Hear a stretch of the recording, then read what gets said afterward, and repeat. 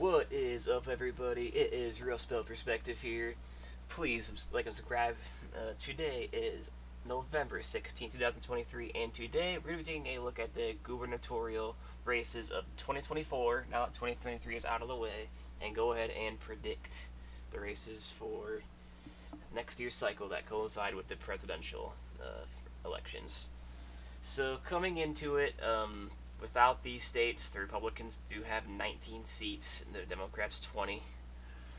And the interesting thing about this one is, while a lot of these states that part of something is obvious, there is only one incumbent governor of these 11 that has declared that he will rerun.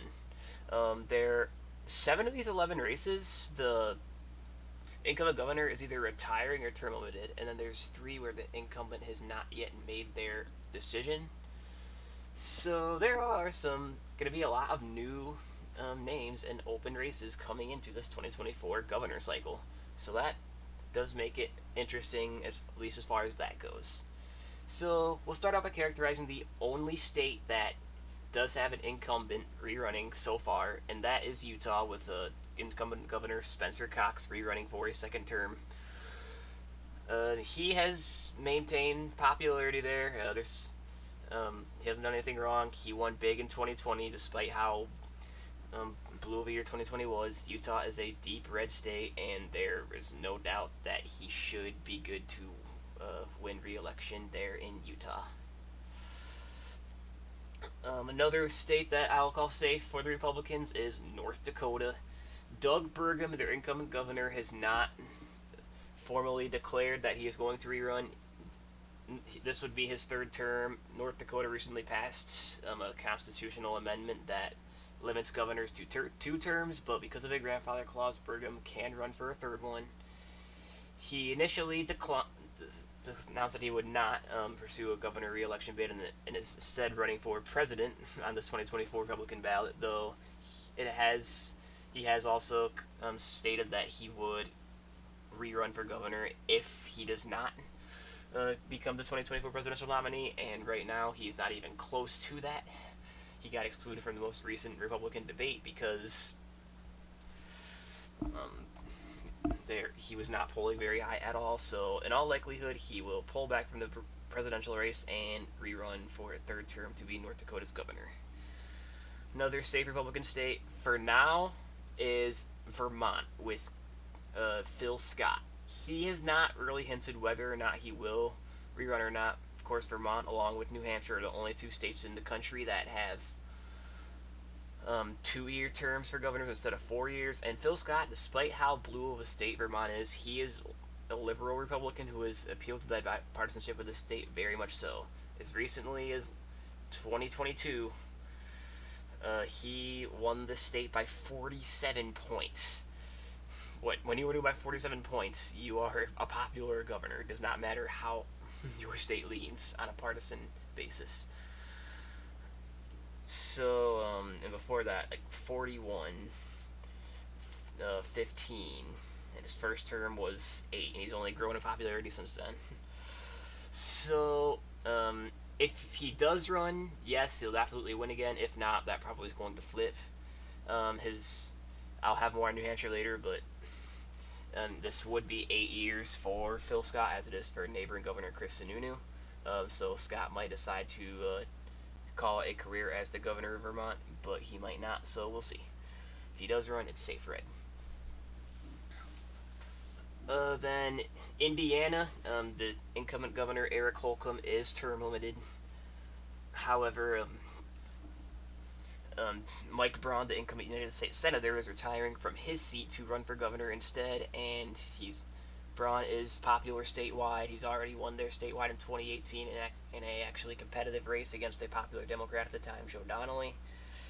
And Mike Braun is doing fine in the polls there in Indiana. There is no doubt that he should win, and even if it wasn't Mike Braun, this is very much a Republican state, as are Utah and North Dakota. So there's that. And then West Virginia, I will also consider to be a safe Republican state. Of course, West Virginia is a deep red state as well. Popular incumbent governor Jim Justice cannot seek a 3rd consecutive term. He is term limited. He is running for Senate instead. but with how much of a how deep of a red state West Virginia is, it really shouldn't be a problem. It's more a matter of who, not which party. Patrick Morrisey, the Secretary of State of West Virginia, he is running to be the governor. He narrowly lost to Joe Manchin in the 2018 Senate race. But the other notable candidate here is Moore Capito, who is the son of Shelley Moore Capito, the United States Senator from West Virginia. And she has endorsed her son, and they are polling pretty closely. You have a 31% for Morrisey to a 30% for Capito here. So these are definitely the top two Republican candidates. So the primary race between these two will pretty much decide who that governor will be. It is worth noting Joe Manchin, the former governor, current U.S. Senator of the state, is not going to run for this race. If he was, this race would definitely not be considered a safe Republican. At the very least, it would be considered competitive, if not leaning Manchin's way with how popular he is in the state. But because he is not, very little reason to doubt that either Morrisey or Capito will become the next governor of West Virginia.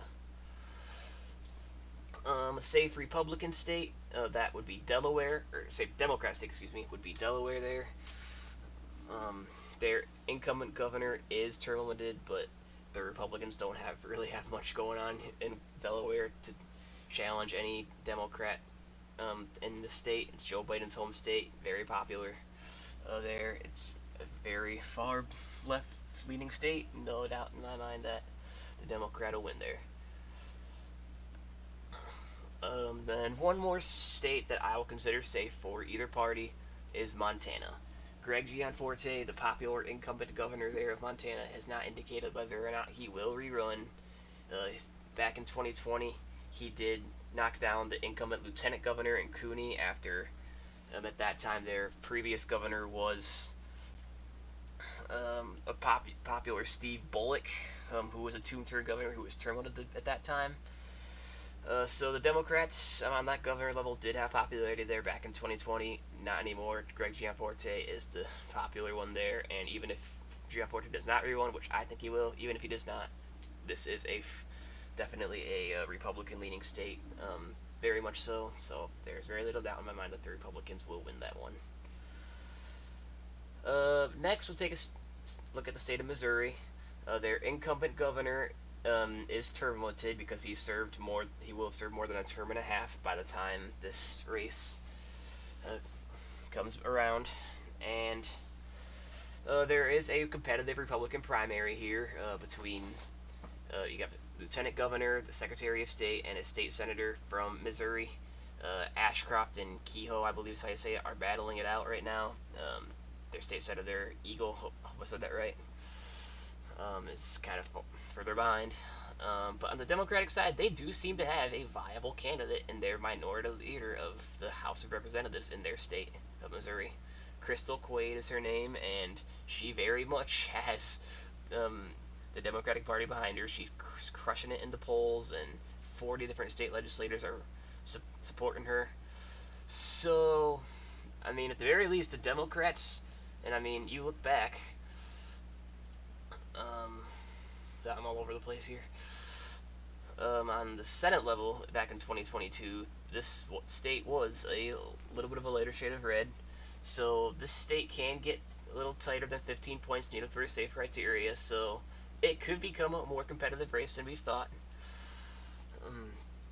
So I will say it probably still goes to the Republicans with the partisan lean of the state, but it could be a little bit competitive. And then in the state of Washington, three-term incumbent Jay Inslee is not going to rerun for a fourth term. He could, but he's not. Though the Democrats seem to be mostly behind Bob Ferguson, their attorney general. He has plenty of endorsements, including United States Senator Maria Cantwell and 5 of the state's U.S. representatives, and Jay Inslee himself. So he has some strong endorsements behind him, and of course, you see a lot of attorney generals eventually become governors. It's not an uncommon pattern at all throughout the country. The Republicans, though, they do also have their guy, too, former United States Congressman Dave Reichert. He is running for that governorship. He served 7 terms in the United States House before retiring, and he has a handful of endorsements. And Washington has a top 2 primary system, and you do have blue and red both of these, you don't see the Democrats absolutely dominating, even though Washington does have a partisan lean very much to the left. I think that right here can at least put up somewhat of a fight, keep it within 15 points, though I am sure that Bob Ferguson, the Attorney General, will win with ease. He has a lot of support behind him. So now we get into by far the two most interesting races here. The two that you've probably been waiting for, the only two that there's really a whole lot of question about who's going to win. New Hampshire, we'll start with that one. Like Vermont, they can only serve 2 terms at a time. They have a popular Republican incumbent in Chris Sununu, who won by 15 points in 2022, despite how the state does lean more Democratic. Chris Sununu is retiring, though, so that makes this race a lot more open. Though the Republicans, they do have a viable candidate in former United States Senator Kelly Ayotte. She is very electable in this state. Back in 2010, even though the state has been more Democratic leaning throughout these last couple of decades, Kelly Ayotte absolutely crushed it here. And then in 2016, she was challenged by popular Democratic Governor Maggie Hassan in 2016, and it was a super close race. Hassan very narrowly unseated Ayotte. I think it was like a difference of like literally 1,000 votes or something like that. Maggie Hassan very narrowly beat Ayotte, and Hassan, she's very popular herself. She went on to win re-election big in 2022 by 9 points. So the fact that Ayotte barely lost to her, that says something. Ayotte, she won by 23 and very narrowly lost to another very popular Democrat in a Democratic leaning state. So Ayotte, she is very popular and electable. She has kind of remained in the public view eye of New Hampshire since losing that race in 2016. She was waiting for the right time to rerun, and she seems to have found it now that Chris Sununu is retiring. And the Republican Party very much behind her in this state. You see so many state representatives are supporting her, and a state senator as well. And she is absolutely crushing those Republican polls. Though the Democrats, they also have their frontrunner as well in Mayor of Manchester, which is the most populated city of New Hampshire, in Joyce Craig.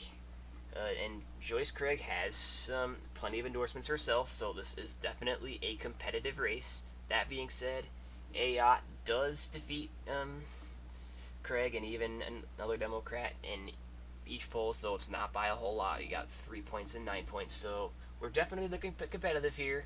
Across the board, the political experts are calling this a toss-up, though I think with how popular Ayotte is in this state and with the polls indicating so far where she's at, I think this is leaning her way.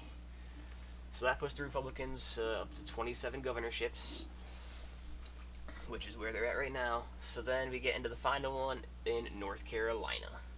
North Carolina, while yes, this is a state that does vote the same year as a presidential election, there is almost never really any correlation between their governor race and presidential race. Back in 2020, popular incumbent Roy Cooper won by 4.5, and in 2016, he won very narrowly against the unpopular Republican incumbent governor.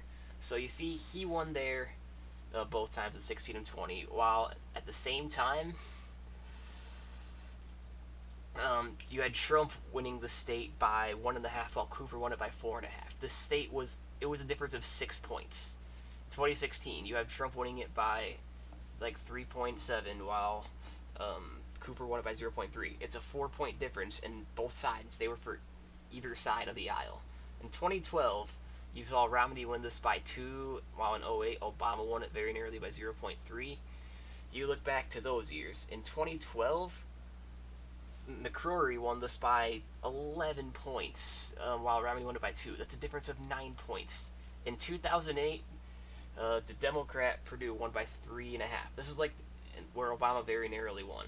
Like there's really not a ton of correlation here between the presidential race and governor race. So the fact that Donald Trump might be favored in the state really does not mean anything. Roy Cooper, the popular Democratic incumbent, as I said, is term limited, so that calls for a wide open race, and both sides have solid candidates who can absolutely win.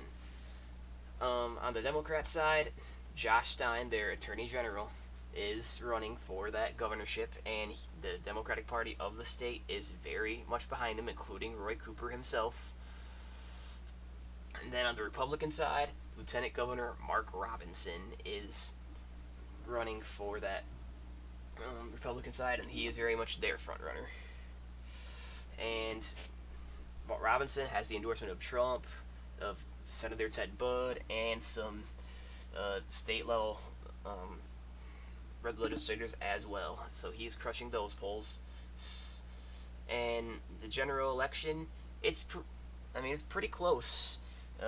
Robinson wins more polls than he doesn't, but he's not really blowing them out at all. You got it as close as 1 point, and there's not really any polls where either of them are blowing each other out. And Stein has some wins too. It's been one as recently as this month of November 2023. Stein wins, so it's very back and forth. But honestly, as I've shown you, there is not really much correlation between presidential races and governor races here in North Carolina, despite the fact that they're on the same ballot. And I think that with Roy Cooper's popularity in the state, he can carry it over to Josh Stein. And Josh Stein, I think, will take down Mark Robinson because Trump might only hold on to the state by a few points, while the state could definitely shift further